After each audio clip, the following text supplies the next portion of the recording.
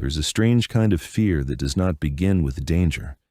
It begins with recognition. You look at something, and for a split second, your brain says, "That is a face." Then, almost immediately, another part of you says, "No, something is wrong." A doll staring from a shelf, a clown smiling too widely, a mask with empty eyes, a video game character with eyes too large, a smile too fixed, or a face arranged just slightly wrong, a robot that smiles at the right time, but not for the right reason. None of these things are attacking you, and yet they can feel threatening. Not because they are completely alien, but because they are close, almost human, almost familiar, almost safe. And maybe that is what makes them disturbing. The uncanny valley is not simply the fear of something inhuman. It is the fear of something that almost earns your trust and then fails. In 1970, Japanese roboticist Masahiro Mori proposed a strange idea. He suggested that as a robot or artificial figure becomes more human-like, our emotional response usually becomes more positive. A simple toy face can be charming. A cartoon character can feel friendly. A stylized robot can feel harmless. But then, just before perfect realism, something happens. The positive feeling drops. The face is almost human, but not quite. The movement is almost natural, but slightly delayed. The eyes are almost alive, but strangely empty. The smile is almost emotional, but not connected to anything behind it. This drop is what Mori called the uncanny valley, a valley between the clearly artificial and the truly human. But Mori's idea was never only about robots. His original examples included things like prosthetic hands, puppets, corpses, and traditional Japanese bunraku figures. And that makes the idea much wider than technology. Because maybe the uncanny valley is not really about machines. Maybe it is about the human mind catching a contradiction before we can explain it. A face is not just a shape. A face is a promise. When you see human eyes, your brain expects a mind behind them. When you see a smile, you expect emotion. When you see a body move like a person, you expect intention. And when those signals do not match, something inside you becomes suspicious. A clown is a good example. On the surface, a clown is supposed to be friendly. Bright colors, big smile, playful movement, exaggerated expressions. But psychologically, a clown is also a problem. The smile does not change. The painted face hides the real face underneath. The eyes may not match the mouth. The body may act silly, but the expression stays frozen. So your brain receives two messages at once. This person is happy. And I cannot actually read this person. That mismatch creates unease. A 2023 study on fear of clowns found that one major reason people may find clowns disturbing is that their makeup hides emotional signals, making it harder to judge intent. So maybe clowns are not only scary because horror movies made them scary. Maybe horror movies used clowns because they were already psychologically unstable symbols. A normal smile is social information. A clown smile is a mask shaped like social information. And if someone is smiling, but you cannot tell why, the smile stops feeling warm. It starts feeling like a signal with the meaning removed. This may also be why masks can feel disturbing. A mask gives you a face without a person, or worse, a person without a readable face. Humans rely on tiny changes in expression, a slight movement around the eyes, a small shift in the mouth, tension in the jaw, the difference between a real smile and a performed one. We read these things constantly, often without knowing we are doing it. But a mask interrupts that process. It gives you the outline of a human, while removing the signals that help you decide whether that human is safe. And that creates a very specific kind of fear. Not the fear of being attacked, the fear of not being able to predict. Maybe the uncanny begins when the mind loses access to the hidden emotional weather of another being. You are looking at a face. But the face is not giving you enough truth. This is why horror does not always need to invent monsters from nothing. Sometimes it only needs to slightly damage the human form. Eyes that are too large, a smile that lasts too long, skin that looks too smooth, a body that moves too stiffly, a face that reacts half a second too late. Small changes can be more disturbing than extreme ones. A creature with no face at all is frightening in a simple way. But a face that almost works is frightening in a more complicated way, because it asks your brain to place it in a category: human or not human, alive or not alive, safe or unsafe, mind or machine. The uncanny valley may be the feeling of the brain refusing to finalize the answer. It is not saying, "This is definitely dangerous." It is saying, "I do not know what this is supposed to be." And uncertainty around faces is especially powerful, because faces are not neutral objects. Faces are social survival tools. If you misread a chair, nothing happens. If you misread a face, you may trust the wrong thing. There are many theories about why the uncanny valley exists. Some researchers connect it to disease avoidance. Something almost human but physically off could resemble sickness, injury, or death. Others connect it to category confusion.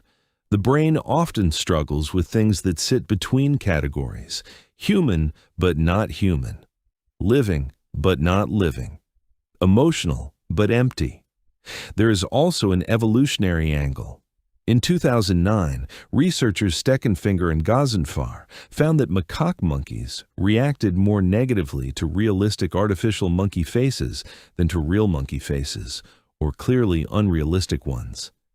That does not prove one simple explanation, but it suggests that this discomfort may not be only cultural. It may be older than robots, older than CGI, maybe older than language. But there is one explanation we should be careful with. This is not simply about being afraid of people who look different. That idea is too crude and too easy to misuse.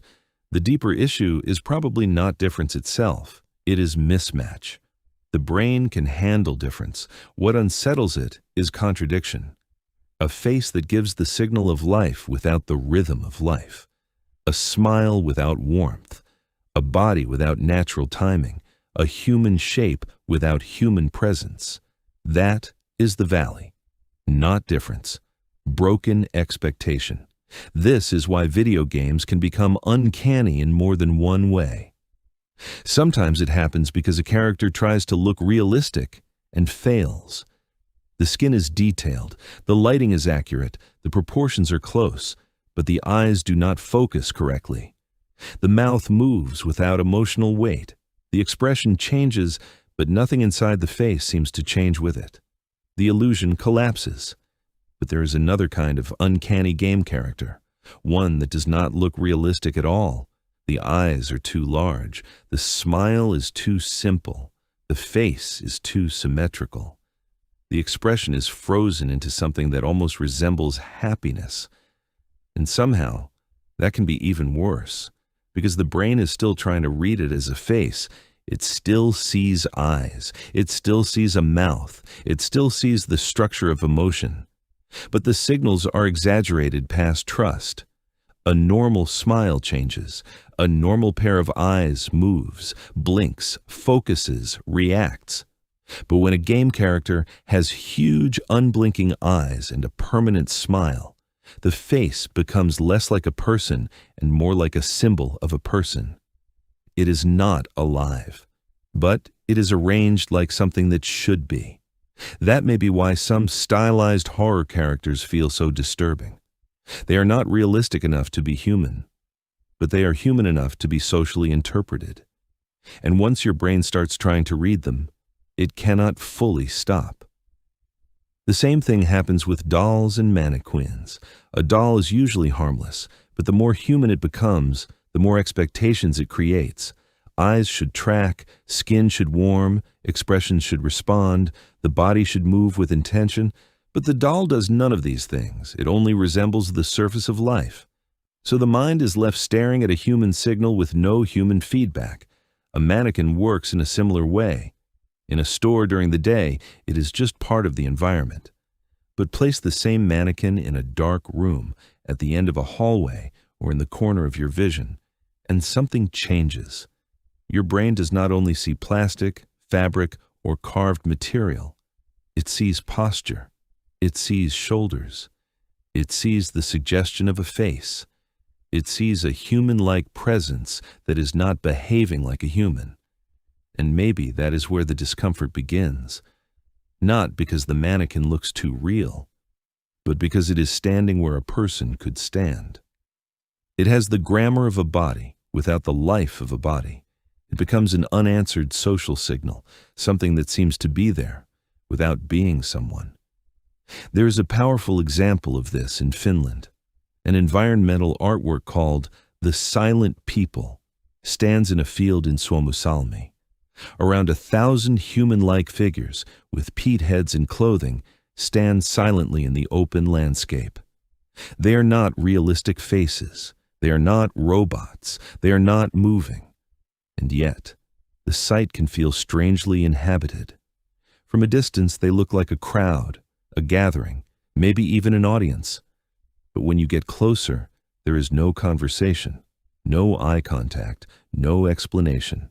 Just human shapes standing still in a place where people do not usually stand like that. That is what makes it psychologically interesting. The figures are not uncanny because they perfectly imitate humans. They are uncanny because they borrow the social meaning of humans. A crowd means attention. A standing body means presence. A group of silent figures means something is happening. But in this case, nothing happens. The mind receives the signal of a human gathering, but the human response never arrives. And that absence becomes the experience.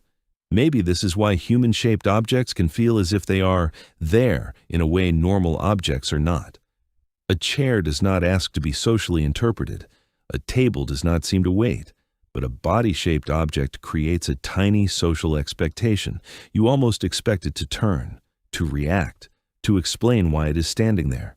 And when it does not, the stillness starts to feel intentional. That may be one of the strangest forms of the uncanny valley. Not the fear that something artificial is pretending to be human, but the fear that something human-shaped is refusing to behave like one. And that brings us to a stranger idea. Maybe the uncanny valley is not located only in the object. Maybe it is located in the relationship between the object and your expectations. A mask is not always scary. A clown is not always scary. A robot is not always scary.